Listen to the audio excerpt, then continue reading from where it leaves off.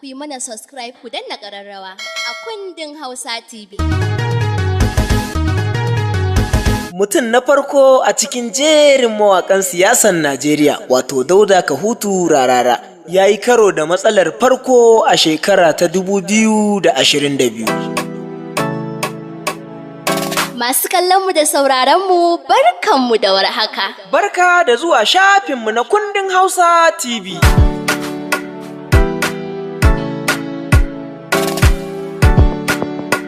Tasha ce wacce aka ƙirƙire ta domin kawo muku shirye-shirye da kuma sharhi akan fina-finan Hausa da waƙoƙin Hausa da ma al'amuran yau da kullum.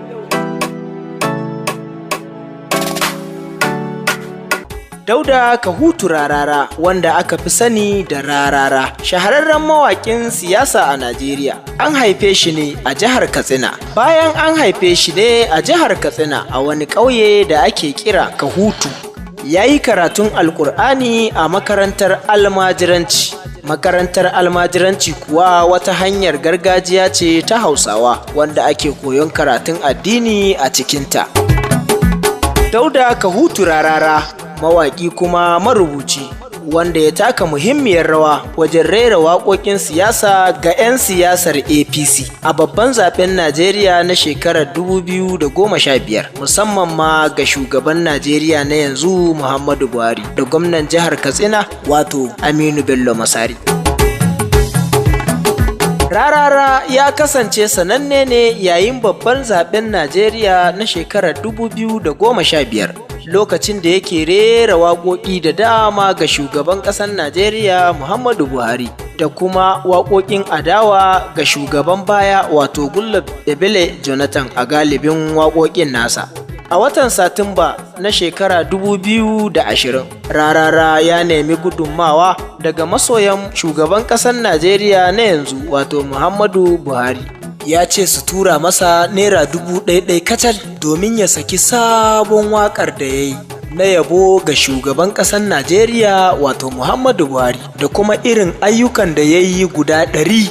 Yayin da cikin ƙasa da awanni 48 Dauda Kahutu Rarara ya karɓi kuɗi kimanin naira miliyan 57 don sakin waƙar da ya ce ya yi na yabon shugaban ƙasar Najeriya Muhammadu Buhari. Mutane da dama suna ta ƙorafi akan cewa ya sha alwashin su tura masa da kuɗi zai saki wannan waƙar. Sa'annan kuwa ya yi alkawarin zai faɗi ayyukan Muhammadu Buhari guda 100 wanda ya yi a ƙasa. Amma kuwa sun ji shiru domin har yanzu ba su ji komai ba.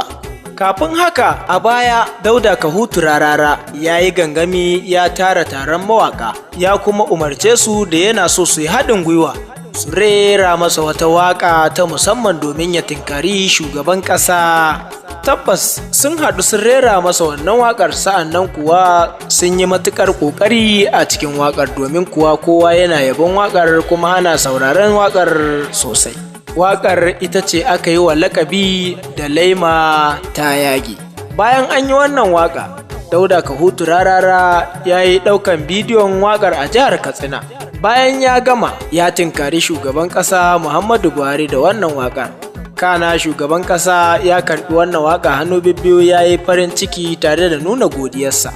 Baya ga haka ba a yi wani daɗewa sosai ba, an samu shekara 2 da yin wannan waƙa. Dauda Kahutu Rarara ya sake yin wata sabuwar waƙa wanda ya yi wa gwamnan jihar Katsina wato jiharsa kenan. Gwamnan jihar Katsina wato Aminu Bello Masari. Wannan waƙa wadda aka yi mata laƙabi da suna jahata ce. Dauda Kahutu Rarara ya ɗauki bidiyon wannan waƙa a jihar Katsina. Yayin da ya je ɗaukan bidiyon wannan waƙa ya fuskanci ƙalubale yayin da wasu fusatattun matasa suka afka wa Dauda Kahutu Rarara a lokacin da yake ɗaukar bidiyon wannan waƙa. Wasu daga cikin matasan sun ce sun afka masa ne domin ana zarginsa da wawure kuɗi kimanin naira miliyan 100 da jam'iyyar siyasa ta APC ta bayar domin a raba wa dukkan mawaƙin siyasa na ƙungiyar siyasar Najeriya. Dauda Kahutu Rarara da shi da babban daraktansa na ɗaukar bidiyon wannan waƙa wato darakta Ali Nuhu sun sha da ƙyar a hannun wannan matasa da suka afka musu, har ma ya kasance sun ɗibi gudu ne da ƙafafunsu domin kuwa sun ari ta kare. Wannan tasha mai albarka ta kundin Hausa TV ta nemi zantawa ga shi mawaƙin kuma jagorar tafiyar wannan ƙungiya, wato Dauda Kahutu Rarara, sai dai bai yi mana gamsasshiyar bayani ba. A kwana-kwanan nan Dauda Kahutu Rarara ya sake ƙirƙirar wata sabuwar ƙungiyar siyasa. Wannan ƙungiya kuwa na mawaƙa ne zalla, wanda ya yi mata laƙabi da 13x13. Ƙungiya ce da ya ƙirƙire ta domin a cewarsa su kwaci 'yancinsu, ya ce kuma ya kamata su haɗu ne su marawa mataimakin shugaban ƙasar Najeriya wato Farfesa Yemi Osinbajo domin ya tsaya takarar neman zaɓen shugabancin Najeriya domin ya zama shi ne shugaban Najeriya na gobe a cewarsa.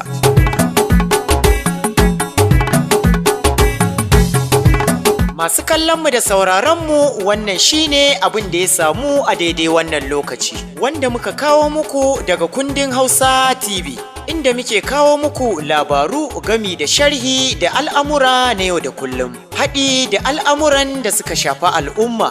Idan yau ne farkon ziyartarka wannan shafi, muna roƙonka da ka yi mana subscribing kana ka danna ƙararrawa, domin hakan ne zai ba ku damar kallon dukkan abin da muka ɗora a cikin wannan tasha. Mun gode, mun gode. Kada ku manta ku yi mana subscribe kana ku danna ƙararrawa a kundin Hausa TV.